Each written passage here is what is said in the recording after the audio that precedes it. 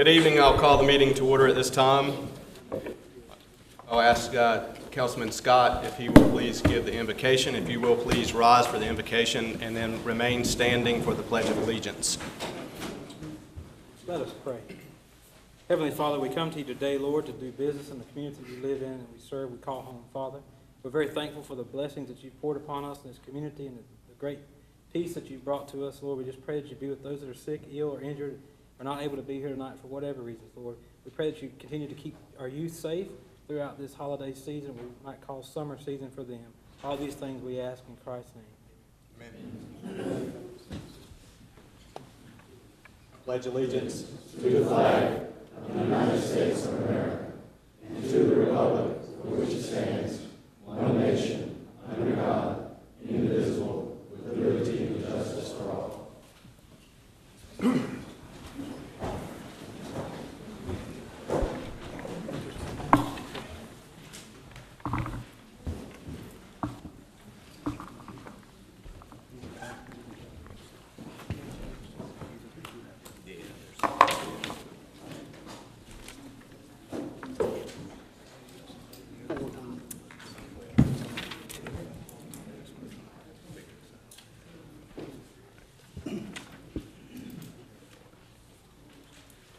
Okay, gentlemen, you have the agenda in front of you. There are a few known changes, and then I think there may be some additional changes as well. Changes that I have is to remove public hearing number 1, conditional use permit request, suburban apartments. Remove that from the agenda. Remove from business item number 4, consideration approval to purchase and install rumble strips on 2nd Street and Southwood Drive. And then remove public hearing number 4.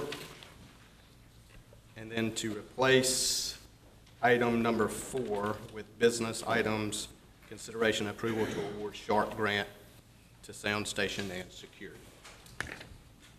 Are there any other changes to the agenda?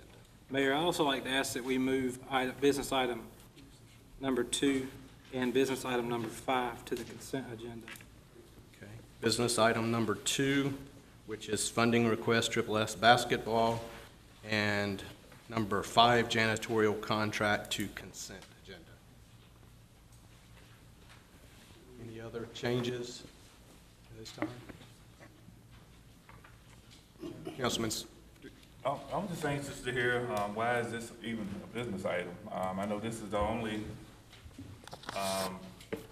group that we have that we decided to give money to, and all of a sudden this becomes a business item. So I was just wondering myself why is it on here as a business item when some of the other organizations are not. Sure.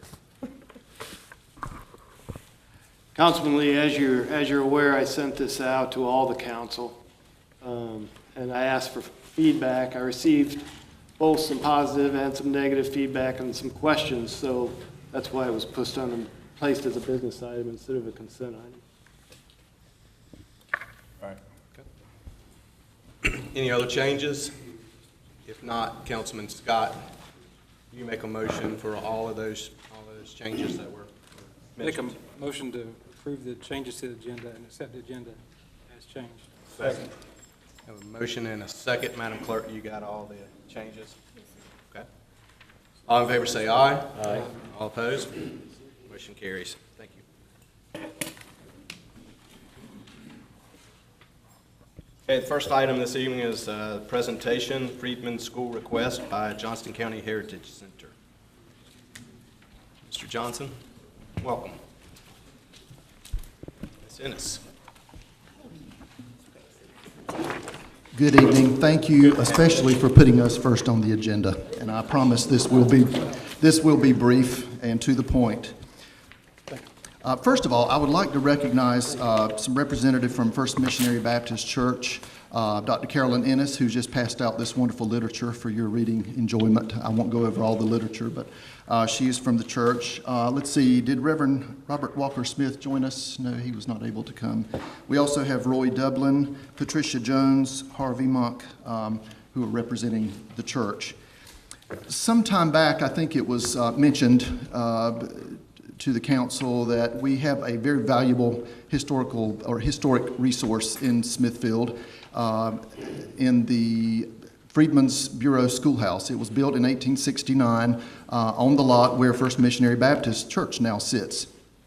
It is, we have found out in the last few years, after consulting with people from the State Preservation Office in Raleigh who have visited the building and crawled up in the attic and underneath and have looked at the material fabric of the building, that it is indeed the 1869 building that was built by the Freedmen's Bureau for African American students in Smithfield. It is also the only Freedmen's Bureau schoolhouse that is known to exist in North Carolina. There may be others, but it's the only one that the State Preservation Office is aware of. It's one of only a handful left in the entire United States. So as you can see, it has not just local significance, but statewide and even national significance.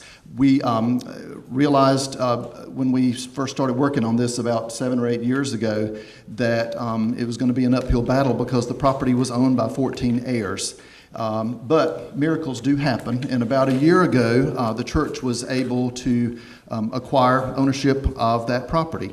And it was for expansion, a future expansion of the congregation, and it is my understanding from the church that they would like to explore the possibility of donating this building if someone can find a suitable location to move it to. And that's why we're here. I would very much, I don't think anybody would disagree with that. It's a very valuable resource for Smithfield, and we would like for it to stay in Smithfield. There are probably people who would, gladly take it and move it somewhere else, but it's part of our Smithfield, Johnston County history, and I just feel like that's why I'm here. I just feel like we need to do everything we possibly can to make sure it stays here in Smithfield. And so what I'm here to ask you to consider is a suitable location on town property where this building could be moved to, and I do have a suggestion. The best place would be somewhere near the Thomas Cemetery, which is our historic African-American cemetery. We think it dates back to slavery years, but we're not 100% sure about that. But we do have deed references to the 1880s that mention the cemetery. Teachers and students in this school are buried in that cemetery, so there's a really close connection to the Thomas Cemetery between the schoolhouse and the cemetery.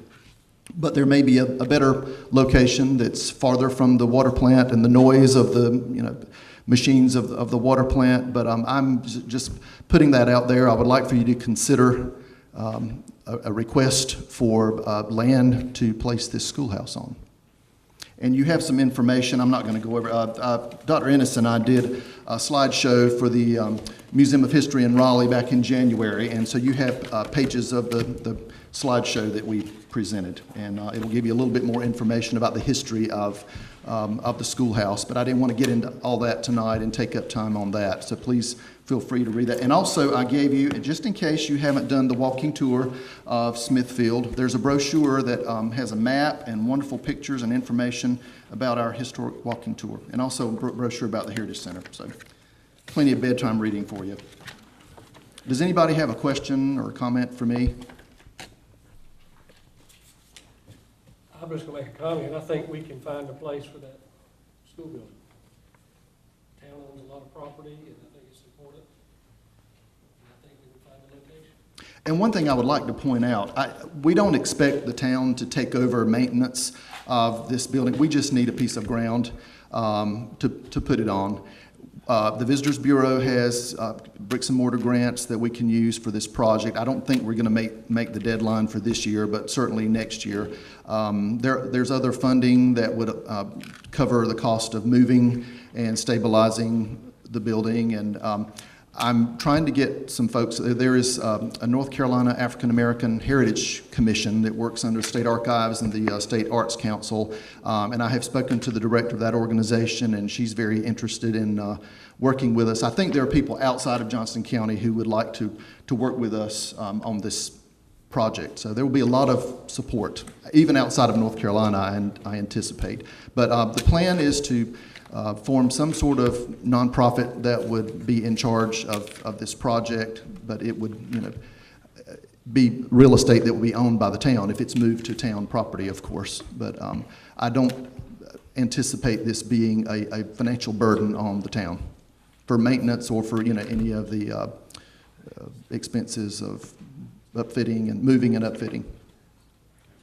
So Todd, you said this year you didn't think it was going to happen, grant-wise, just Well, because the of timing. deadline is Saturday. Okay. And we're kind of under the gun on that. And So we I have don't want a- to do a rush job on something. I want to make sure we have a foolhardy plan in place, something that's sustainable. That's, my main concern is to come up with a plan that is sustainable, because We this have is a some valuable time, resource. as Councilman Ashley said, to identify Right, it will locations take and some to time, vet I'm those sure. locations and so forth. Right. Okay.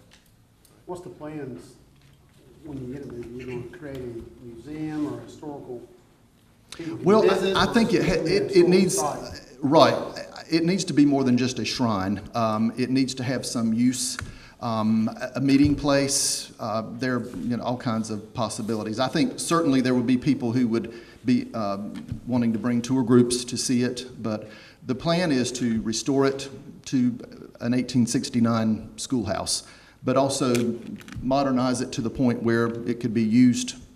I mean, it would need restrooms and things like that, so it could be used for meetings, small group meetings, and maybe after-school programs. I don't know. There are all kinds of possibilities. It was built with the intention of educating local citizens, children who couldn't read and write. This is where they learn to read and write and do math and to be able to function in free society. And so we would like for this building to be used for a similar purpose. I definitely like, thank you for coming out tonight. I was pretty much gonna ask the same question that, Councilman Wood just asked. And also, I just like to, thank Ms. Carolyn, Dr. Carolyn Ennis for being here tonight. She's one of the main reasons, that I serve as an educator myself, because she was a mentor to me growing up. She taught my parents and everything, and, I definitely like to thank you, Dr. Ennis, for coming out tonight. But you answered my question from Mr. Wood. Thank you very much for your consideration of this request.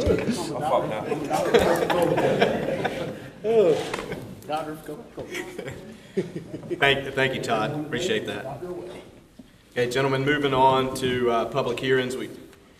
I'll direct your attention to page 31 in your agenda, since we've had a few changes. The first public hearing is conditional use permit request Smithfield Assisted Living, CUP 17-07. If there's anyone in the audience that would like to speak for or against this, please stand and be sworn in at this time. Actually, for any public hearing that's on the agenda, if you wish to speak for or against, please stand now and be duly sworn. Please raise your right hand. Do you solemnly affirm to tell the truth, the whole truth, and nothing but the truth, so help you God? I do. Okay, gentlemen, as I stated, the first item is conditional use permit request Smithfield Assisted Living, CUP 17-07. At this time, I will entertain a motion to open the public hearing. Move we open the public hearing. Second. Have a motion and a second. All in favor say aye. Aye. All opposed? Motion carries. Turn it over to Mr. Elder. Thank you, Mr. Mayor. Smithfield Assisted Living is requesting a conditional use permit to construct and operate a 66-bed assisted living facility on property on a proposed 4.42 acre tract of land, which is currently located within the Office Institutional Zoning District. The subject property is located on the east side of the proposed Kelly Drive extension and approximately 800 feet north of its intersection with Booker Dairy Road. In your packet is a copy of the area map that shows the zoning of the property. The subject property is right about here. This is the subject property. The proposed project is here. The News Charter School is right here. So all the surrounding properties are zoned office and institutional.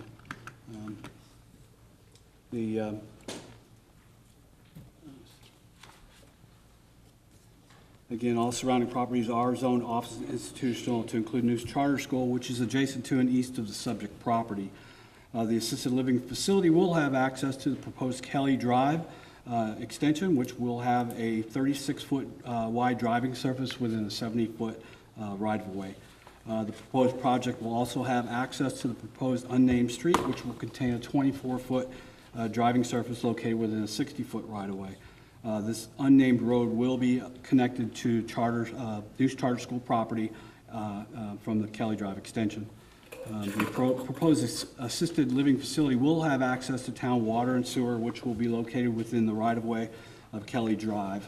An area for stormwater detention facility is identified on the plan, and the project includes 33 on-site parking spaces. All other site improvements to include landscaping and lighting plans can and will be submitted for review and approval prior to site plan approval.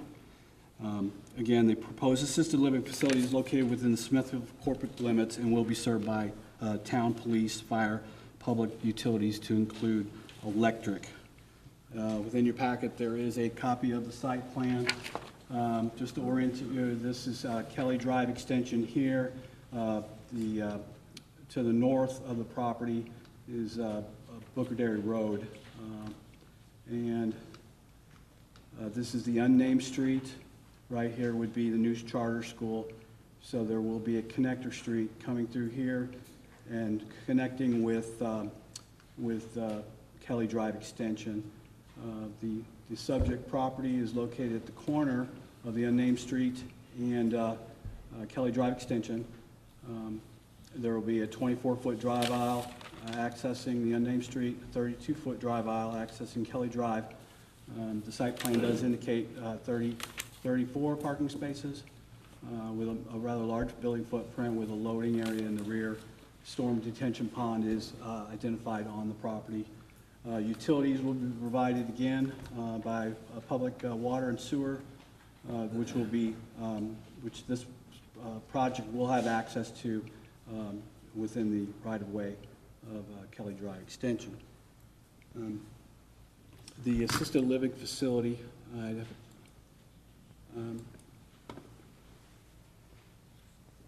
the proposed assisted living facility is not consistent with the recommendations of the future land use plan, which calls for medium-density residential land uses near the intersection of Booker Dairy Road and Kelly Drive. However, the assisted living facility is a permitted use within the Office of Institutional Zoning District with a valid conditional use permit. An assisted living facility at this location should pose no compatibility issues with surrounding land uses, given that the area is located within an area where Office of Institutional Zoning Districts or uses are common, to include Deuce Charter School. There are several doctor's offices located within the subdivision, and Kelly Drive is directly across the street from Triple S High School. The Planning Department recommends approval of the conditional use permit for a 66-unit assisted living facility on property located within Office of Institutional Zoning District. The Planning Board, at its June 1st, 2017 meeting, unanimously voted to approve the conditional use request. The Smithfield Town Council is now requested to review the petition for a conditional use permit to allow for a 66-unit assisted living facility on property located within Office of Institutional Zoning District, and make a decision in accordance with the finding of fact for a CUP. I'll be happy to answer any questions you may have, and Mark Summey of Summey Engineering, who is representing the project, is here as well. So the applicant is here, or someone representing the applicant as well? The engineer. So do you agree with the testimony and the information that's been presented by Mr. Helmer? Is there anything else that you would like to add at this time? No, I was just here answering questions about the design and looking at the site that very well. Okay. Any other questions or concerns from anyone in the audience at this time? Okay, seeing none, any questions from the council? Have you heard any objections from any adjoining property owners? No, I have not.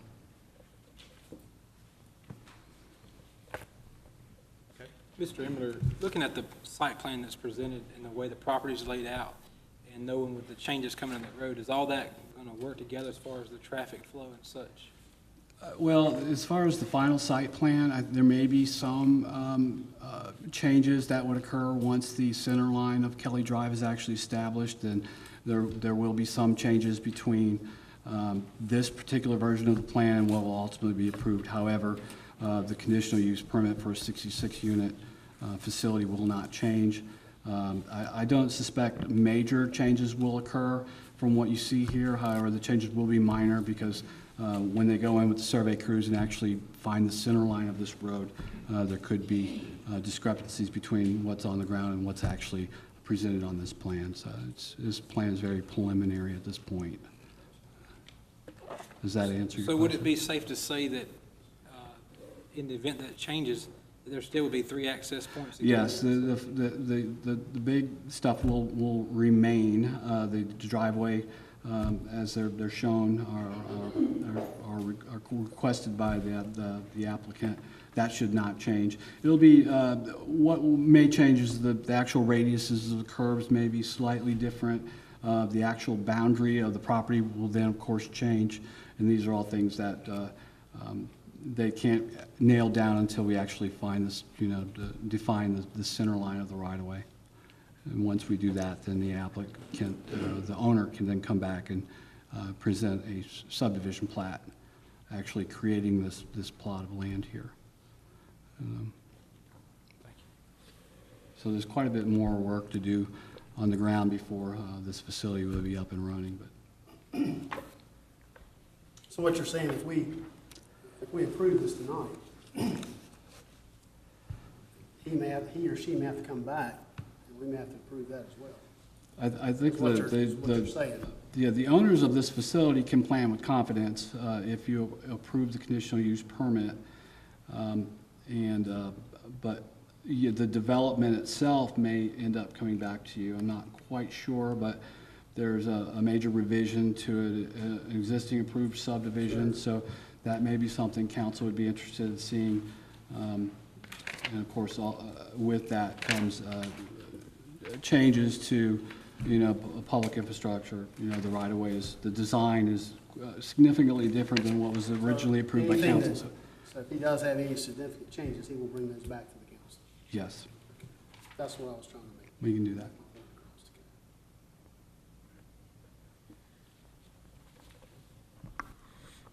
At this point, Councilman Wood, all we're doing is asking to approve the use of the lane. Oh, okay. And he's going a little bit above and beyond and explaining what it's going to look like there as it stands today. But what's in front of you right now is just Conditional use permit for that project. just approval of the land to be used for this purpose. Maybe I was misunderstanding you.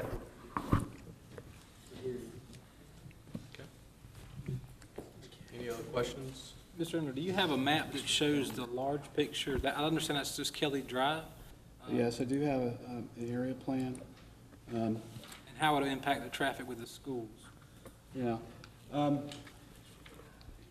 This is the existing Kelly Drive, the pavement. Let me just orient you here. This is Triple S High School.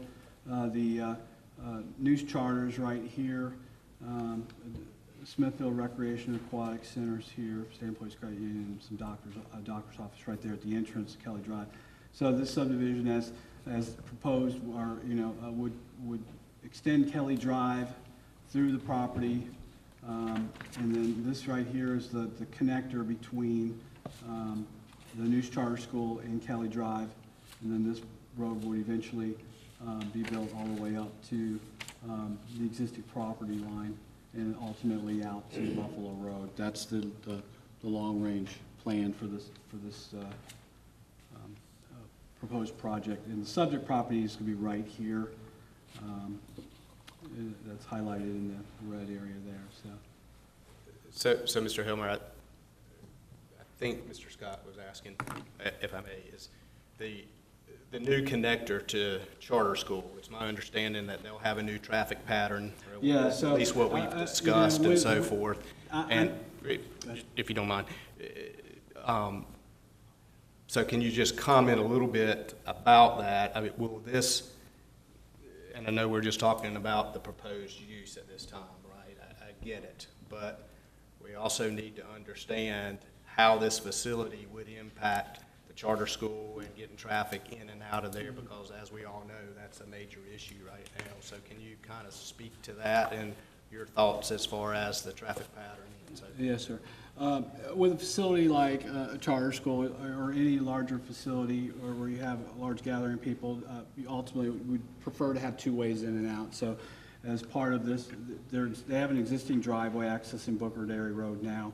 This connector road would offer a second way in. It will also serve to relieve traffic congestion during the Booker Dairy Road construction project, which is to begin construction soon. So not exactly how DOT will route traffic, but I would, it'd be easy to see traffic coming in one way and going out the other, and having kind of a one-way loop. But I don't really know how they're supposed to do that. But I do know the second entrance will definitely help with the managing of traffic in the area during the construction of Booker Dairy Road. Does that? Do you recall if Kelly Drive is a signal intersection, or is that the right end? I do think so, yeah. There's a proposed signal there. And if I'm not mistaken, there may be one at the entrance to the school as well. So I know a couple of the plans contradicted themselves. I was just curious about that. Yeah. And I do believe there's one proposed at the soon-to-be intersection of Booker Dairy and Durwood Stevenson Highway, or however we're going to be naming that section of road. Thank you. Any other questions for Mr. Hill at this time? Not, do I have a motion to close the public hearing? Make a motion to close the public hearing. Second. All in favor, say aye. Aye.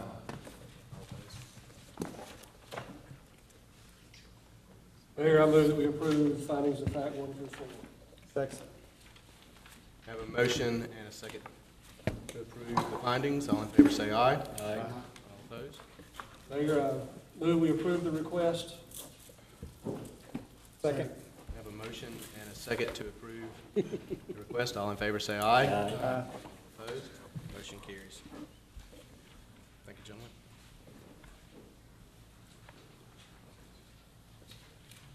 Okay, at this time, we will move on to public hearing number 3, which is on page 61 of your agenda. It's electric rates. Is that Jay?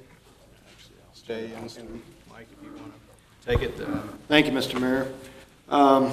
In your packet, So at this time, do I have a motion to open the public hearing? Make a motion to open the public hearing. Second. Have a motion and a second. All in favor, say aye. Mr. Scott? thank you, Mr. Mayor. In your packet, you have a rate design that was created by Utility Financial Solutions out of Michigan. During the budget sessions, we talked about electric rates and how we could possibly reduce rates due to the wholesale reduction that took place April 1st of this year. As you all know, a little history, Electricities was able to reduce its wholesale rate to the town by 4.5% starting in April. That was due to an abundance of fund balance that they had, and they wanted to pass that along to its citizens on a short term to try to bring that fund balance down. With that rate reduction comes a potential proposed increase of 3% in 2020 and another 3% of electric rates in 2021. That's projected that the fund balance that they want to spend down will be spent down by that time. When we engaged Utility Financial Solutions, we asked them to evaluate our current state, our current fund balance, our current capital improvement plan for electric utility, and to make a determination how much, if any, we could pass on of that savings to our citizenry and our customers. We looked at several different designs, some higher than 4.5% that would create a reduction higher than 4.5%, and reductions that would be less than 4.5%. And through the analysis, What we found was the best answer was to pass on the entire 4.5% reduction to the customer,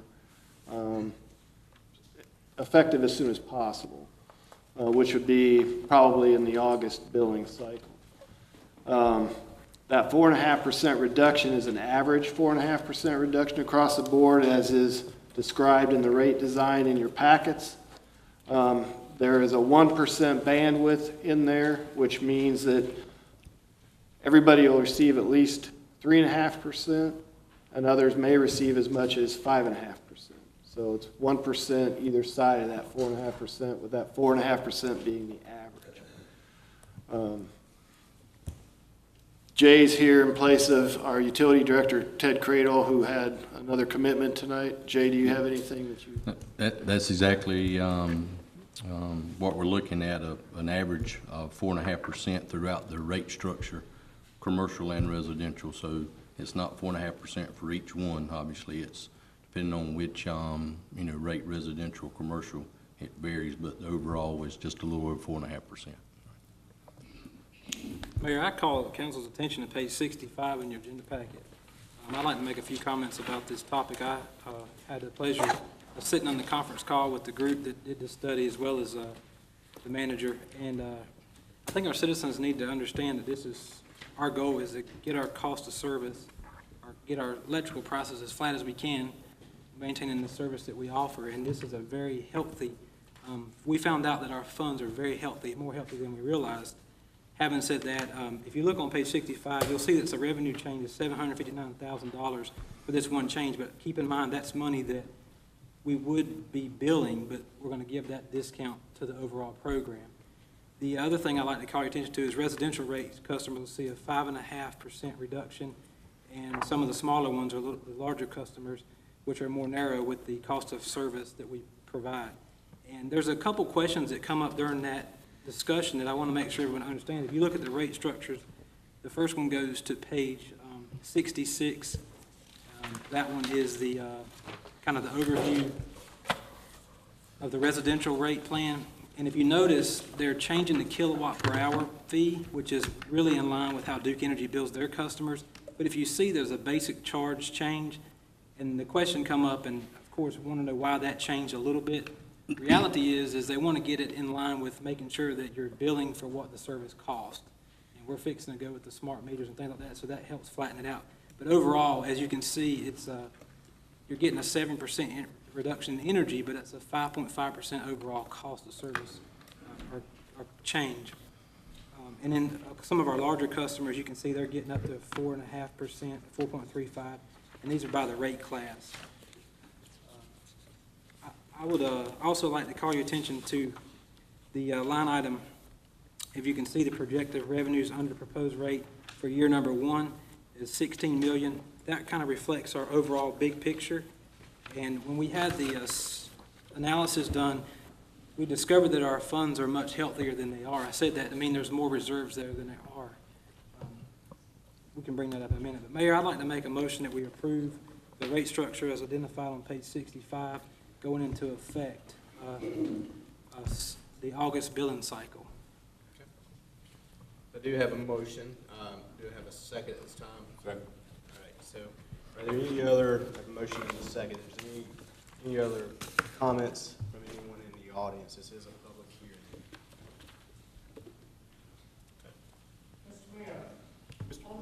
Mr. Nick, I'm sorry, Mr. Nixon, if you don't mind, if you will, I know you, but this is a public hearing. If you don't mind, if you will, please come forward to the microphone and state your name and address for the record, please. Tony Nixon, 8 Cedar Drive, Smithfield. Just had a question. I guess in the rate reduction over the course of time, was there a time limit that this will go into place where that fund will be depleted? And if so, what happens at the end of that depletion?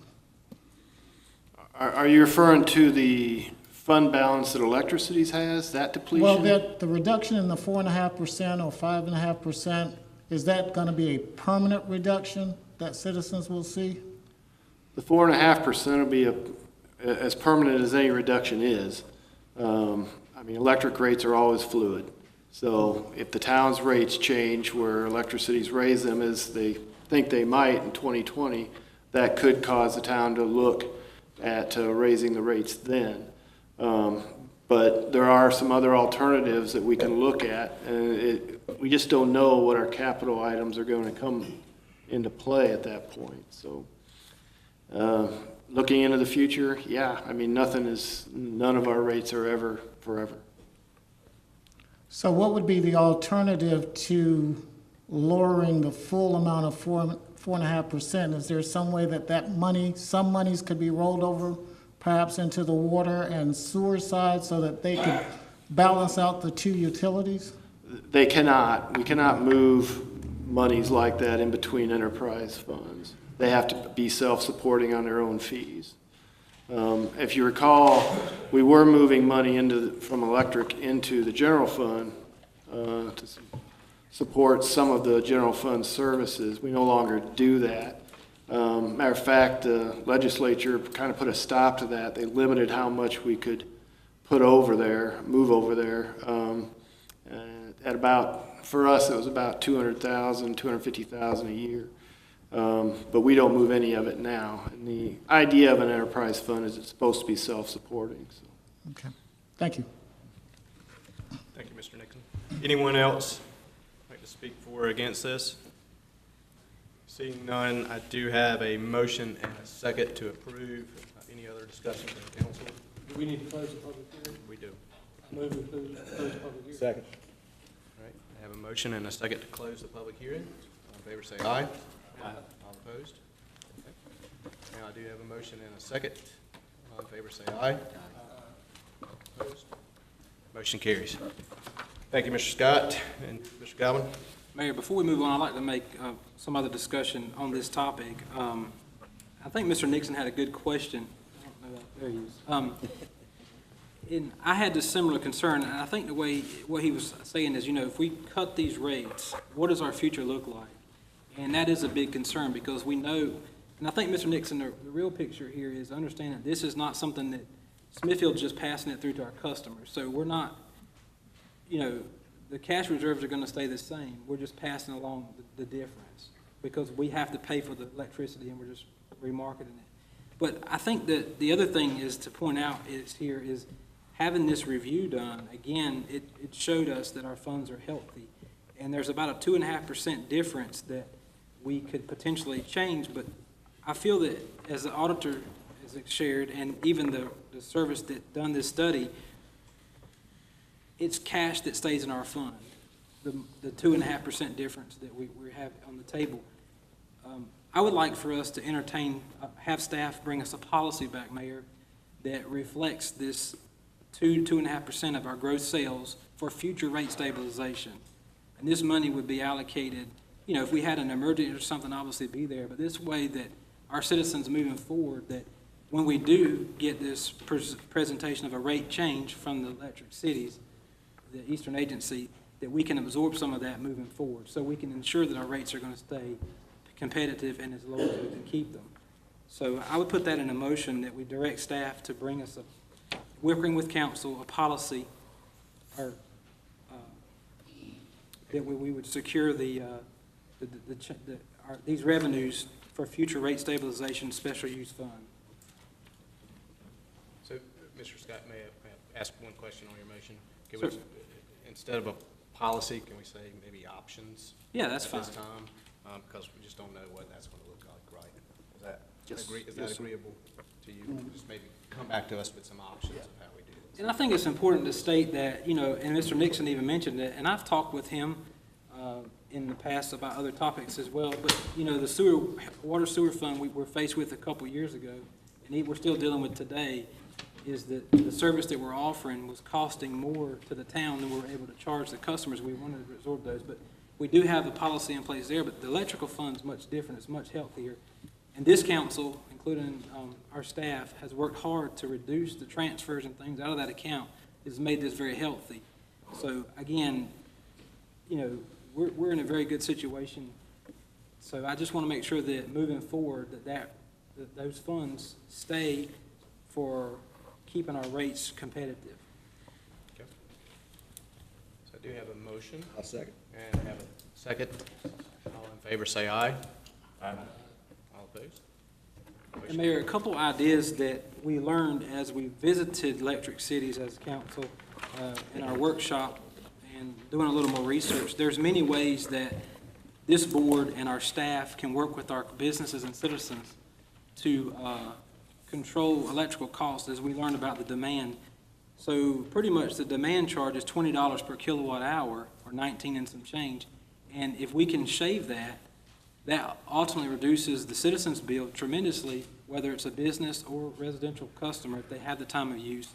And also, it reduces the bill for Smithfield. So one of the things that we talked about is better ways to educate the public, and Electric Cities is willing to help us with that. But to get this information out there, we do have a load management system in place that is antiquated. We need to put some emphasis on improving that. We also need to put some emphasis on how helping our businesses understand how do they keep their bills under control with that demand. And we can get that information to them. So all this stuff can be done, but if we don't hold the ball in the court, it can be easily overlooked. And what results of that is higher rates that we can't afford. So I'll hush, but I just want to make sure that this board understands that the importance of this in the electrical program. And I think for the record, if you look at the rates, it's hard to believe that we're going to be less than Duke Energy Progress in the town of Smithfield in some of our classes, not all of them. We're extravagant. And Duke Energy, that's considering if they have the 16.5% change that they've asked for with the Utilities Commission that's on the table now. So that is a tremendous issue, but I think it's important also to make sure that this board understands, because we've had some long talks and looking at that the electrical program, the wholesale program will not be affected by that rate change. So we will not see a 16.5% increase moving forward. That's not applied to our accounts. We do have the potential in 2020, as Mr. Scott mentioned, of a 3% and in 2021. But again, we even were told 2 years ago that we would have one increase in 2018, and that's already changed. So we're in a better fund. So I think it's exciting for us to report this, and I think it's exciting for us to stay focused on that as we move forward. And I agree, Councilman Scott, and I just want to say thank you for your hard work and obvious attention to this matter when I asked you to help serve on the committee to look at our electric rates. You've done a fantastic job, and it shows. So thank you for your attention to this. And again, this is being able to reduce our rates it's something this council's been working on, and it's just, as I've said, just another piece of the puzzle. And we have with us tonight our chairman of our Smithfield Economic Development Advisory Committee, and Mr. Fleming, I guess you would probably agree that this is just another tool to put in your bag to help sell Smithfield and to promote economic development in Smithfield. So, appreciate all that you do as well. Okay, gentlemen, we'll move on to the next topic, which is citizens' comments. Is anyone in the audience anything they would like to share this evening?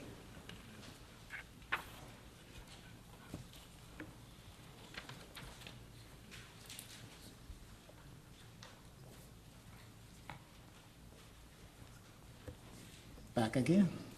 Welcome, sir. Thank you. I just have one comment I wanted to share with the council and all those that are here in the audience today. And this is just something for you guys to put in your toolbox and in the back of your mind.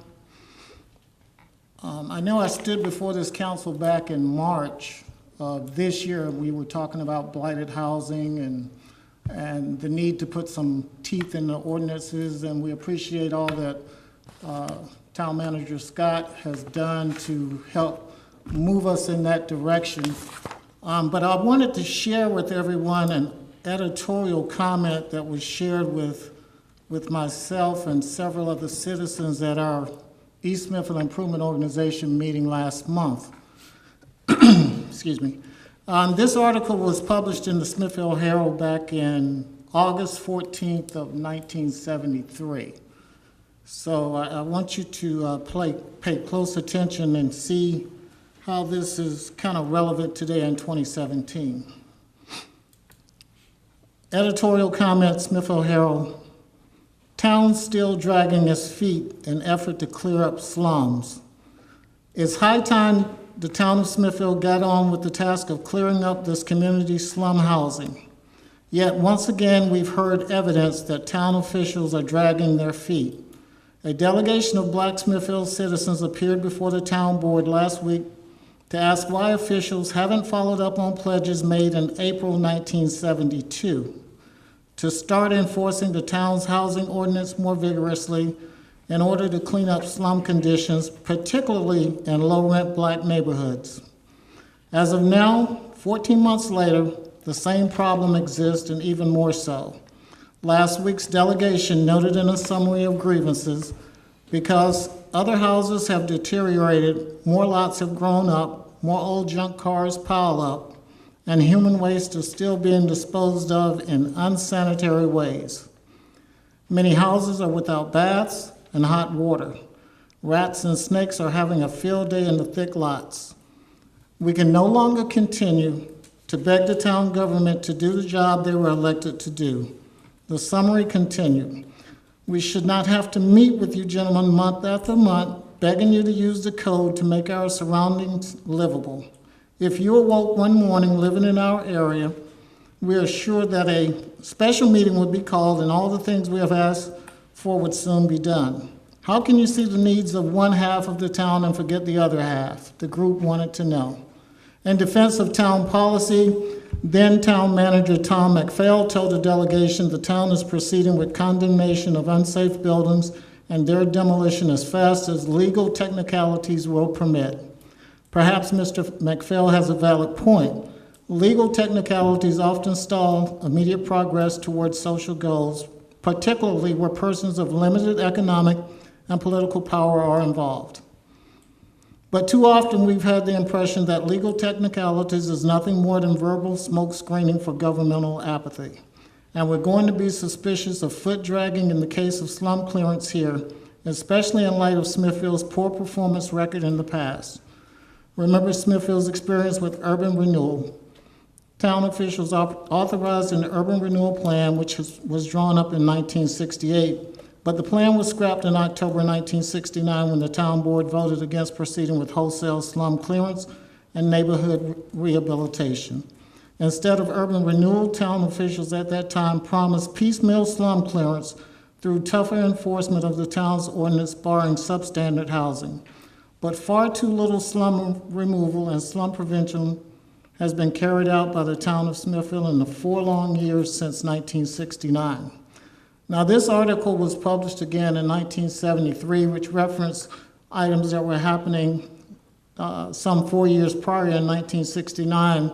And moving forward to 2017, we seem to be talking about the same issues to a certain degree in the certain areas of East Smithfield. So I just want you gentlemen to consider this as you make decisions going forward, that we need to stop kicking the can down the road and put some teeth in these ordinances and hold these landlords accountable for their slum conditions in the community. We talk about improving our town. Well, as anything, you're only as strong as your weakest link. So we implore that you consider this article, and we trust that this won't be happening another 43 years from now. Thank you. Thank you, Mr. Nixon.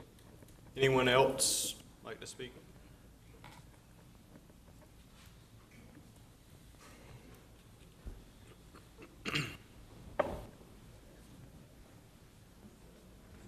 Good evening, Mr. Howard. Good evening. How are you? If you could please state your name and Yes, sir. address for the record.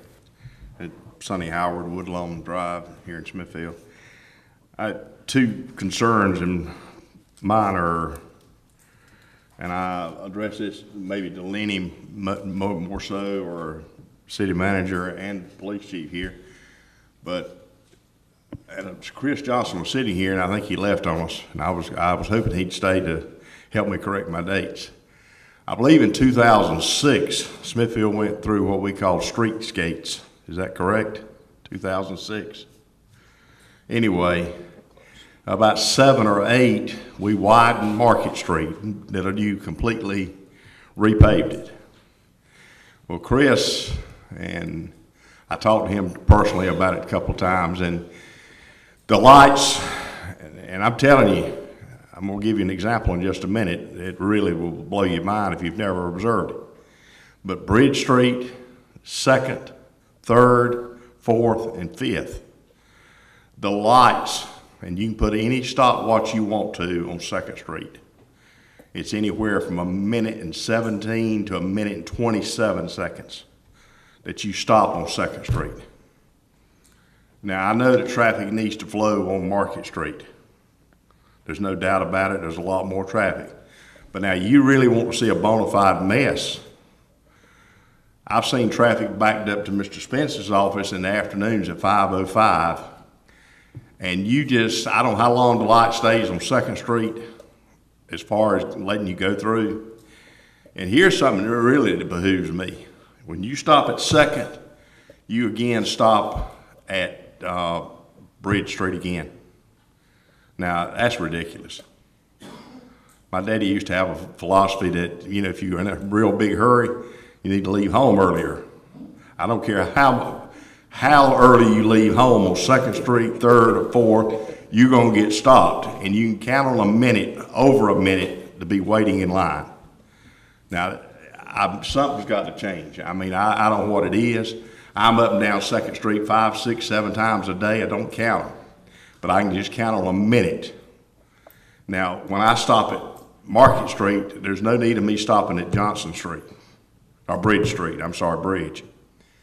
Now, I mean, I've seen it lined up beyond the Episcopal Church when your county employees get off at 5 o'clock. Now, that is, I don't know what can be done, Lenny. DOT has been involved or what, but something's got to be done. And I think it can be. I know there's a lot of traffic on Market Street. I don't know what can be done. Maybe Chief has got more answers than I've got. I've thought about it. I've looked at my watch secondhand, and I mean, I don't care if it's Saturday or Sunday. It's still the same. 3rd Street. When you leave here tonight, try one of those stoplights. Just try one of them. And Mr. Howard, I can tell you that all the traffic lights on Market Street are controlled by the North Carolina Department of Transportation. Yes, sir. I understand that. Okay. And I have no problem asking them to review the light timings, but we are really at their mercy as to what those timings. I fully understand that. There's no doubt. They have priority, it being a major highway here in town versus the streets. Well, it's their street. It's their street, that's correct. Market Street is. And the other small matter I'd bring up is at Buffalo Road and Hospital. I saw a box truck almost turn over there because, the ditch, it's terrible. I mean, it dipped bad at Hospital and at Buffalo. There at the ditch in front of the old T-Mart. And something bad's going to happen there. But if something can be done about the traffic lights, I'd like to see it. If not, I understand. I'll just, as my daddy said, just leave home earlier. Thank you. Thank you, Mr. Howard. I will say that I've noticed the same thing, especially at 2nd and Market. So, Scott, if you could check into that. We will. Thank you.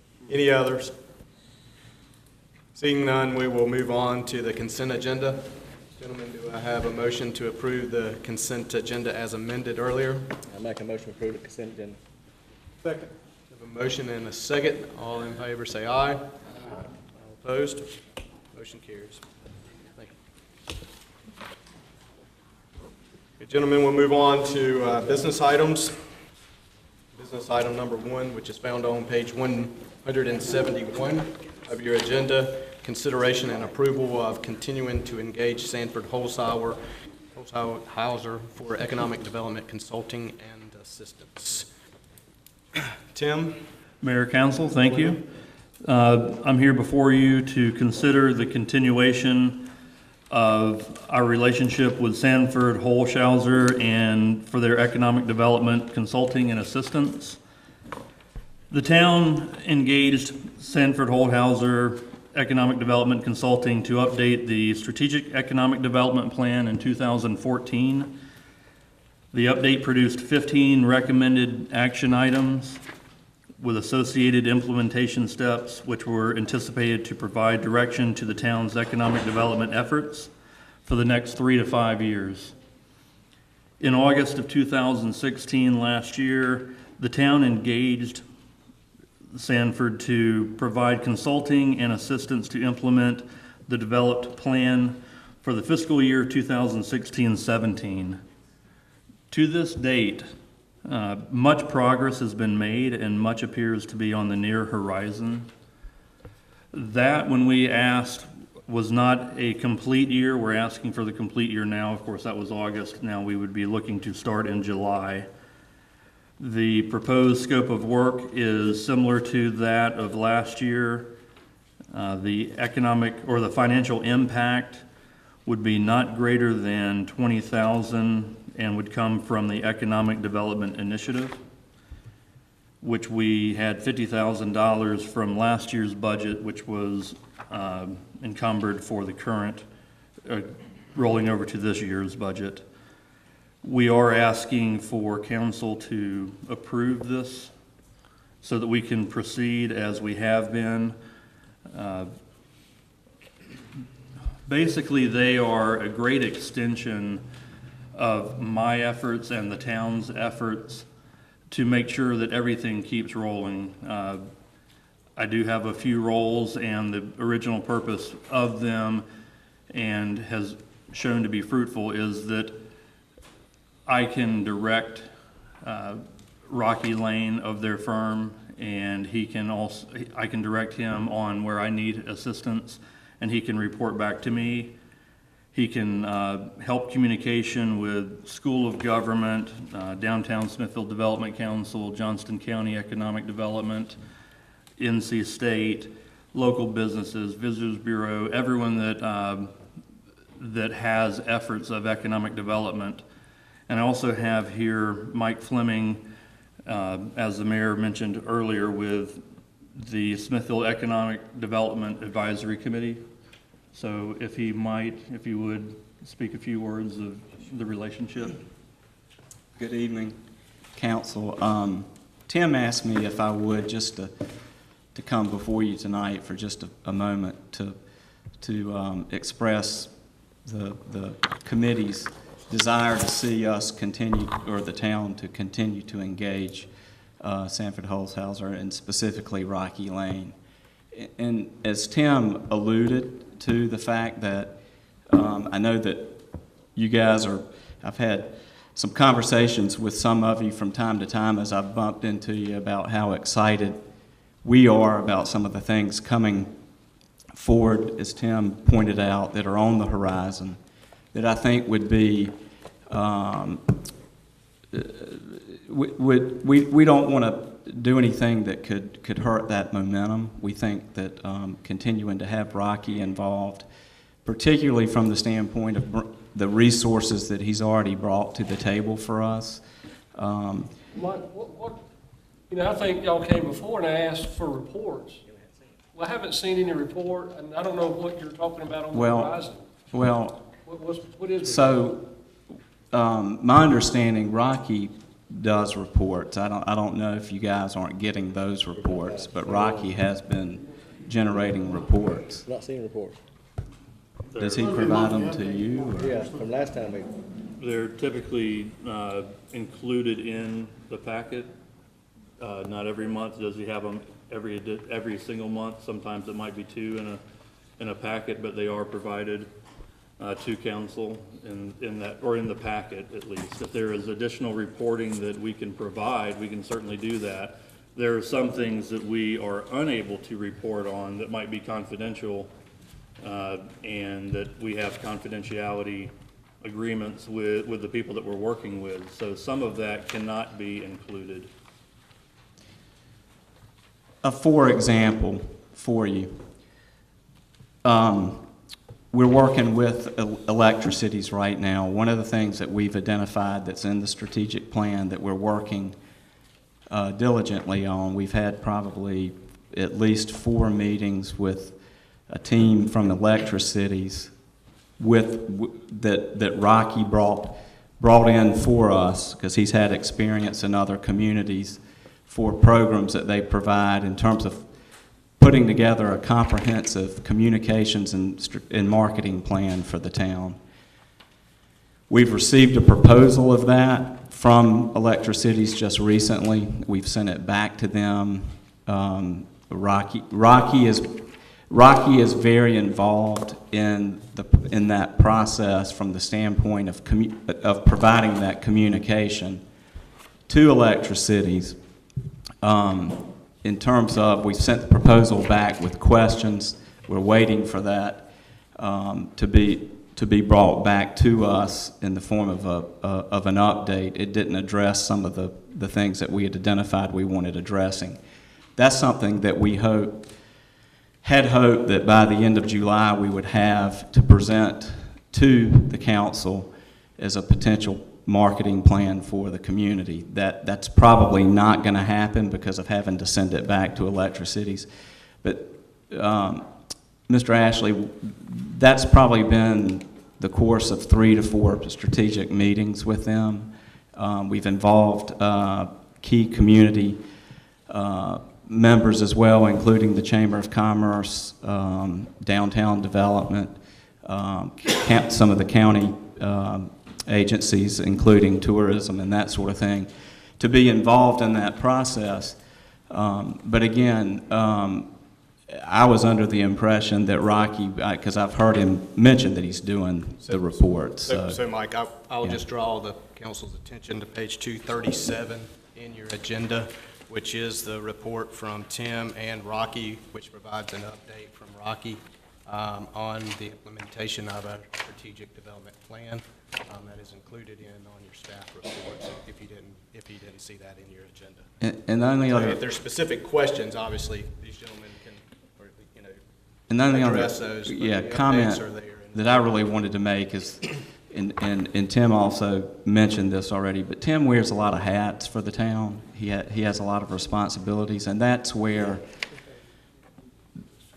Rocky's invaluable to us to be able to provide data and research that we need along with those resources, and basically like the conductor of an orchestra. Basically, he's taking our lead and providing the structure that we need and the momentum we need to get some programs off the ground, not only for the marketing side, but also looking at potentially a new business development for the town, in addition to some redevelopment opportunities. We've recently been meeting with UNC School of Government and getting some assistance from them potentially with redevelopment programs that they're doing in other Eastern North Carolina communities that would be of great benefit to Smithfield. So we do have, honestly, lots of things in the works that are in the planning stages. In terms of the implementation, I think we're, in some cases, within months of seeing some of that come to fruition. And just would like to ask for your support to continue to engage Sanford Holshouser. Thank you. Thank you, Mike. I move that we table the request until we can study it further. Everybody just mentioned that we've seen the reports in here in this meeting. And I think economic development is important. But I think the council needs to understand how we're going forward and what we are doing. And I think that's the best way, in my opinion, to table it, to move forward, so that we can all be on the same page.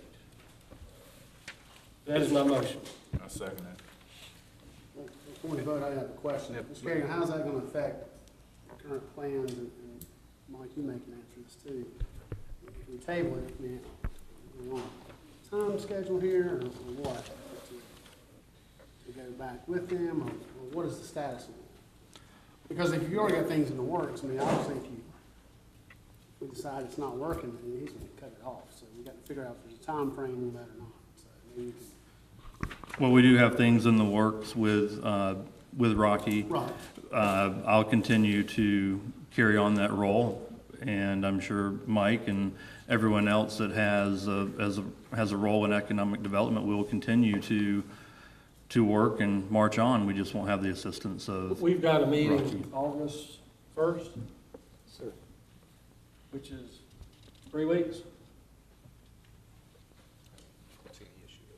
We can certainly meet before then. We can have opportunity to investigate further. I'm not saying I'm against it. I'm saying I need to understand it better. Where we are, what we're doing. So as it stands now, if this is not approved today, you will no longer have this assistance moving forward until we approve something. That's correct. Is that correct? Yes, sir. In saying? So the money allocated ran out at 5 o'clock today?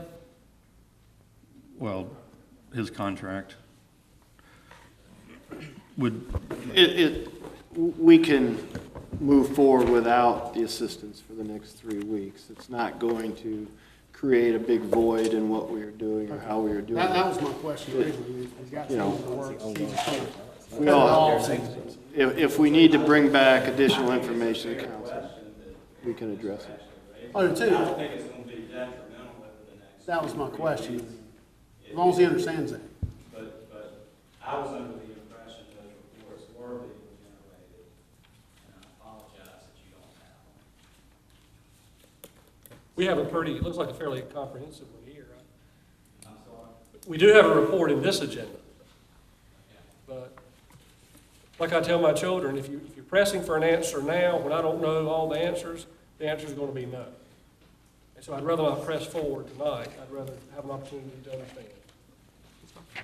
So is your motion to maybe To bring take it back into up request. to the August meeting? We can do it at the August meeting. I'd like to get information beforehand, and Tim, I can reach out to you. I think we all can, talk to him between now and then. Yeah. The other thing is I don't know, when's the next meeting, Mike? Yeah.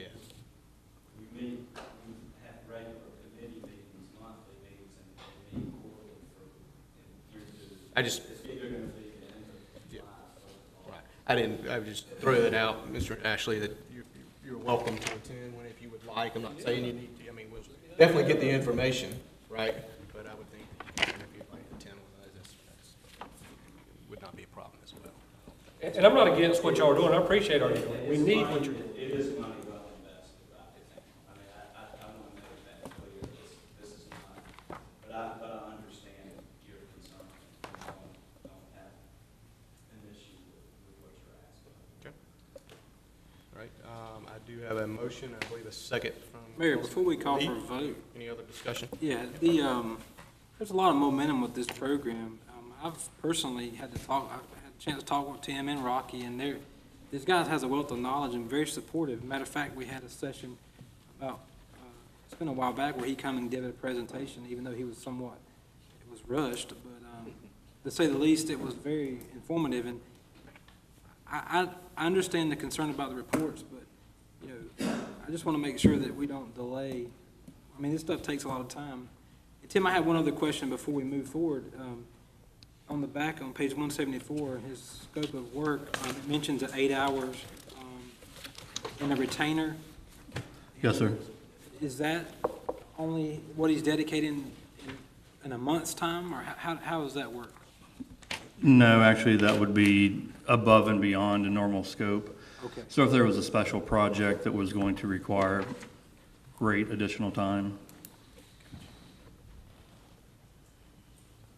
I'm very excited about what this group's doing, and Ms. Fleming and Tim, Ms. Kerrigan, thank y'all for your efforts. And I know it takes time, and projects move forward.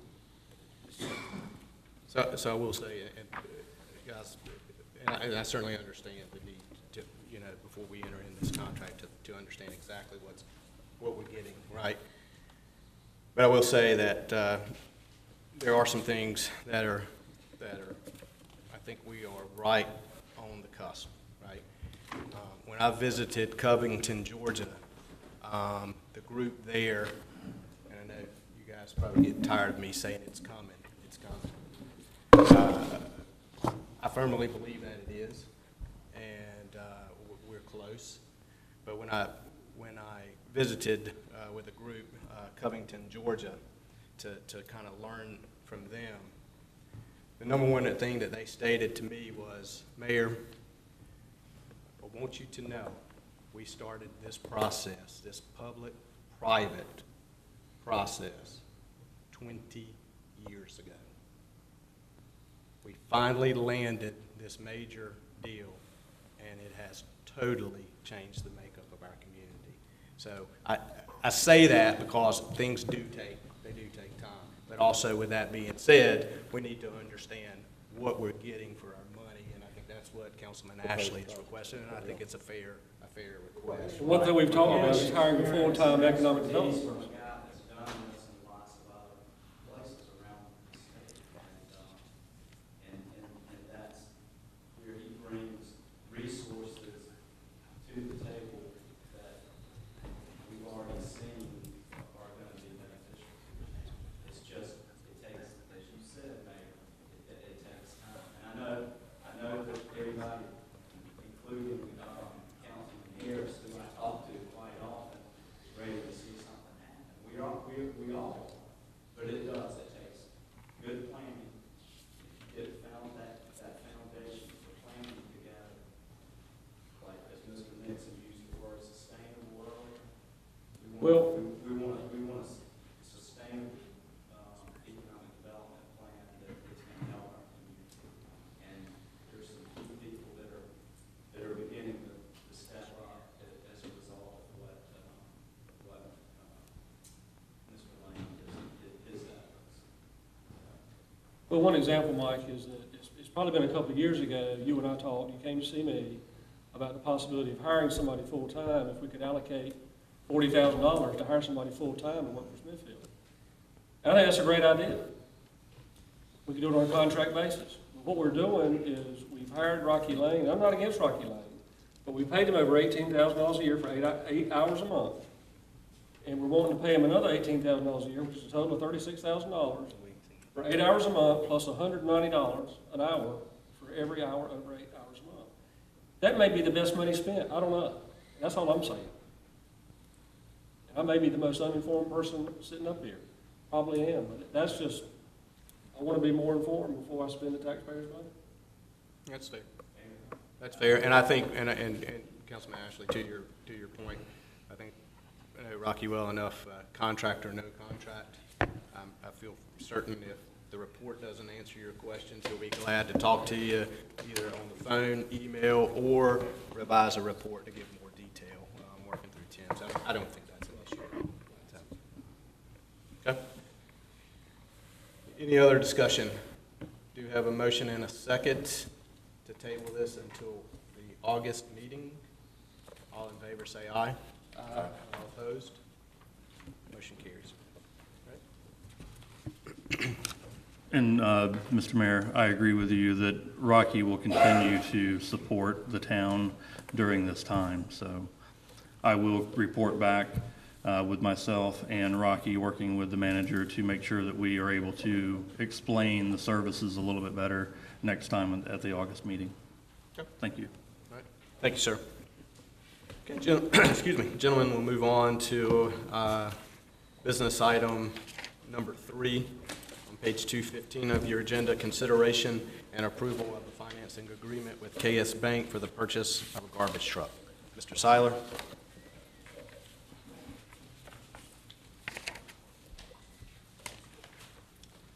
Mayor, Council, an RFP was sent out just recently to finance the purchase of the town's garbage truck.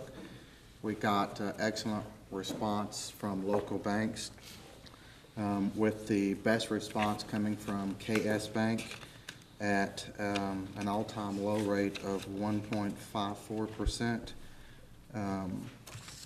The rate is significantly lower than we had anticipated. As a result, monies that we had set aside in our budget to service the debt, some $35,000, we expect to save $7,000 of that this year.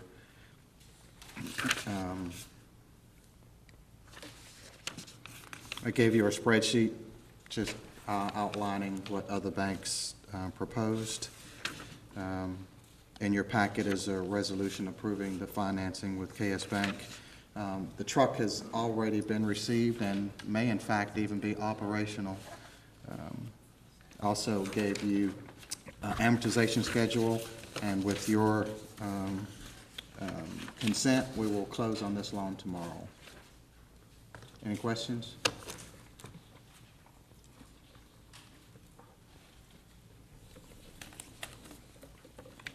Questions for council?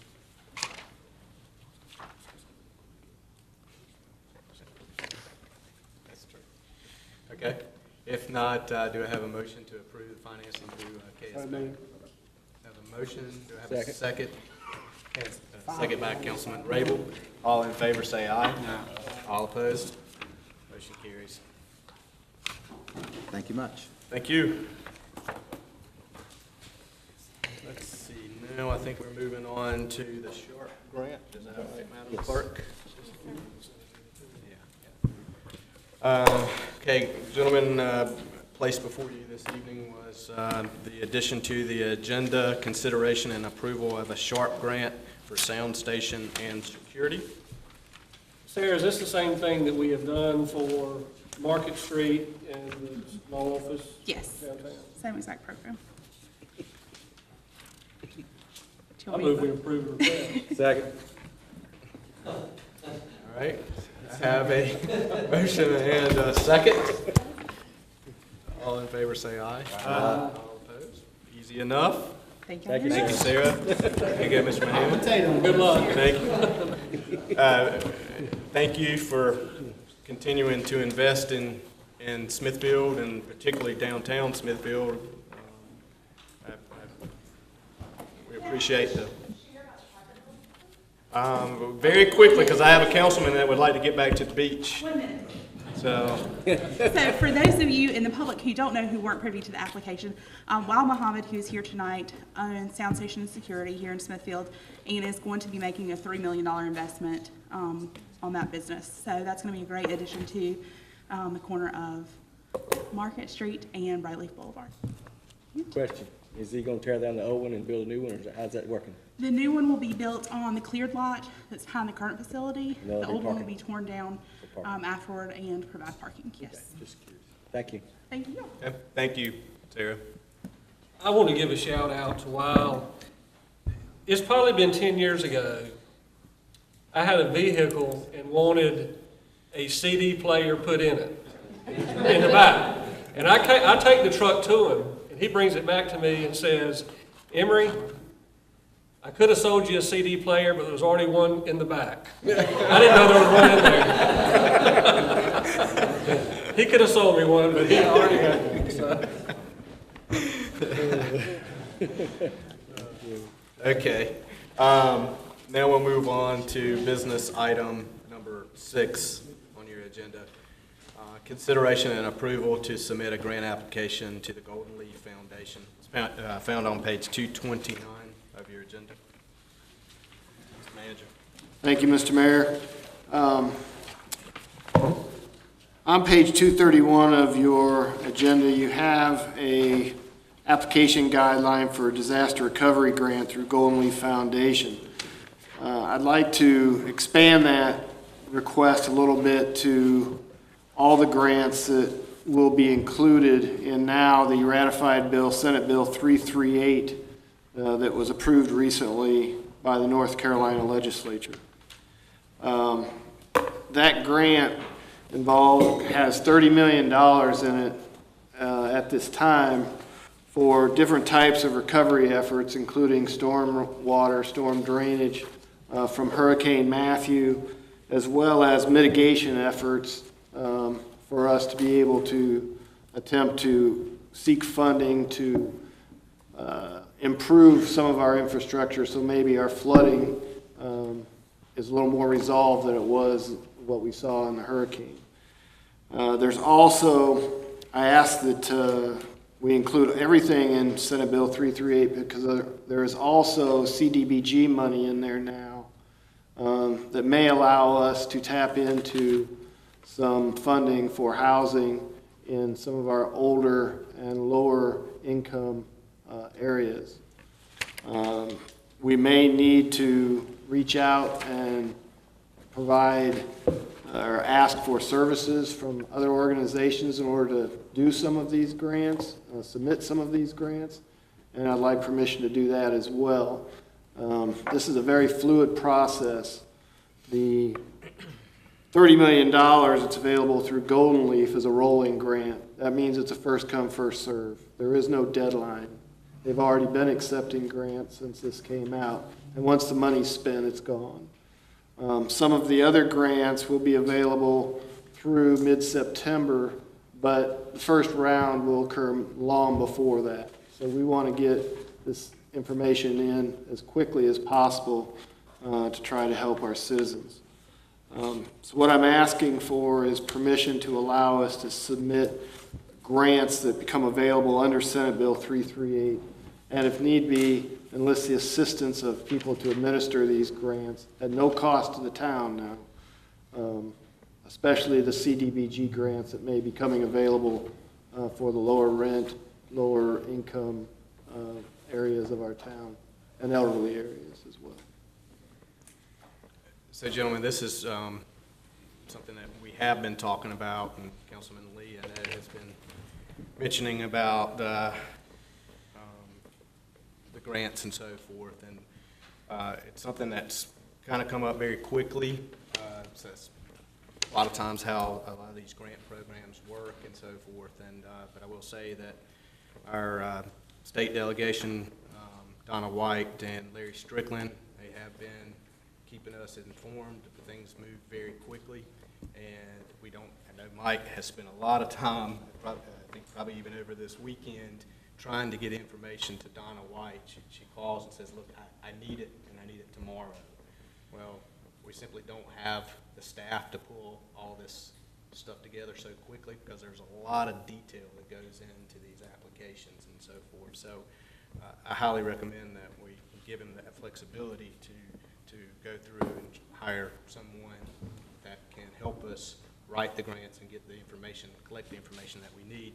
And most time, their fee actually comes from the grant itself, a percentage of it. Is that a fair, That's correct. a fair statement? The grant is written to where administrative fees are covered, usually a maximum of 2% of the grant. I just throw that out. But I recommend approval of it. Any questions for Mike? Make a motion to approve the grant. Second. Have a motion and a second. All in favor say aye. Aye. All opposed? Motion carries. Mayor. Yes, sir. I would just like to, I had the opportunity to sit in that session and learned a lot. There's a lot of opportunities.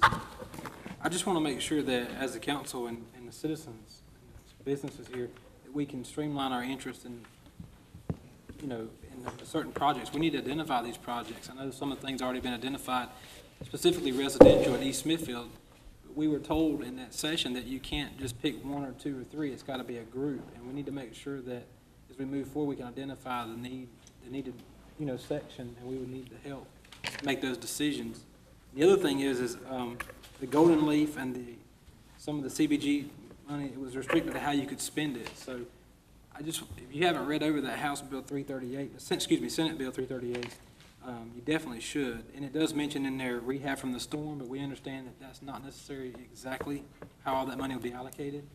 I mean, some of it can be for infrastructure. We've got, streets that need issues. We've got curb and gutter. We've got projects even in some of our business districts that are need things. So again, we just got to make sure that we're looking at the same project. We got to get some projects on the board so we know where we're going to apply for them. In other words, we need to be a little more organized, I would think, of specifically what is our plan.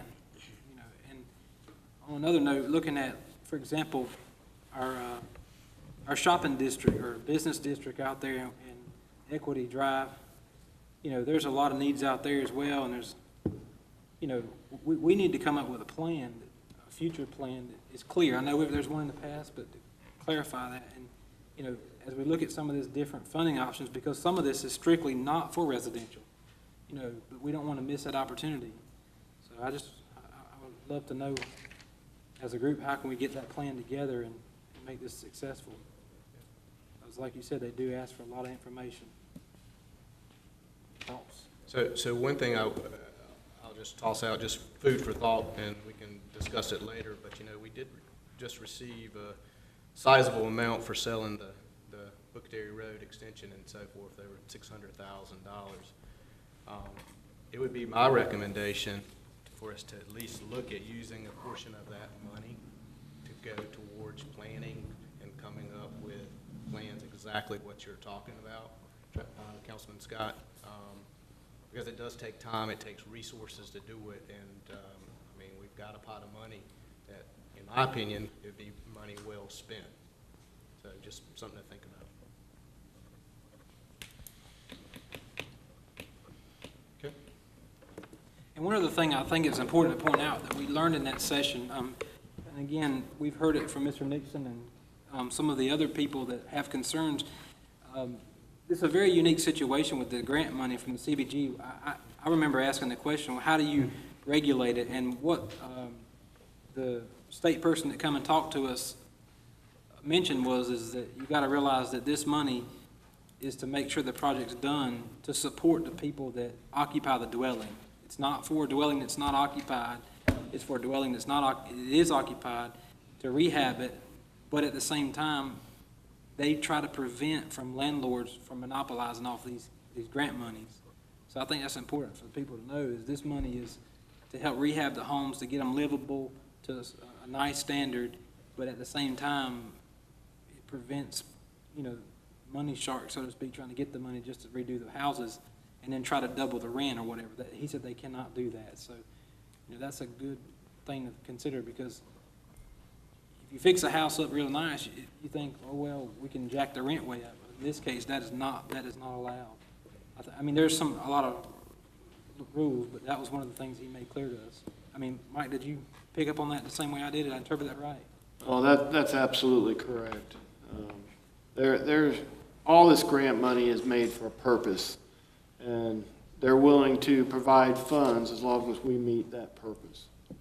And that purpose for the CDBG money that's in here is low to moderate income families, or families 65 and over that are also low and moderate income, and help them repair their homes. And also, if there's infrastructure that we can link to that, like curb and gutter and things, we may be able to find some resources there as well. So CDBG money for this purpose has not been available for several years. So we're very fortunate that it's back on the books again this year, and we need to try to tap into it as best we can. Okay. Thank you, Mike, Councilman Scott. And then we'll move on to council members' comments, or anyone else any comments? Okay. Seeing none, we'll turn it over to the manager for your monthly report, sir. Thank you, Mr. Mayor. A couple of the things real quickly. The inclusion park is moving forward. If you haven't been by there lately, I encourage you to drive by, take a look at it. It actually looks like it's starting to look like a park. We're getting cement down, we're getting sidewalks down. Our construction is moving forward at the rate that we hoped it would. We're on schedule at this point, and we're within budget. Now, there has been some changes, but we've seen some things go up, some things come down, and we're where we need to be. So very encouraging out there. Please take a moment and stop out there if you're in that direction. Family Life Center is coming to completion. We still need to get the internet in there, as well as phone lines, so that our fire alarms are functioning before we can occupy the structure full time. We anticipate that should occur by the end of the month, but we're somewhat at the will of Spectrum Cable to get that done. With that, we have a community meeting scheduled on July 22nd at the Family Life Center at 7 o'clock for the community. I wanted to point that out. where we will be discussing that facility and the use of that facility going So forward. when did this meeting change? At one point, it was on July 25th, on the Tuesday. I know on the 22nd. I'm sorry, 25th is the right date. Excuse me? You're correct, 25th is the right date. Thank you for correcting me. 22nd is Fun in the Park. I got the two mixed up. I apologize. The meeting is July 25th at 7 o'clock at the Family Life Center. I encourage the community to turn out, everyone to turn out, so that we can seek input and hear everyone's interest and try to explain kind of the vision that was hatched when we purchased that facility and have upgraded it. So some great opportunities out there for the future.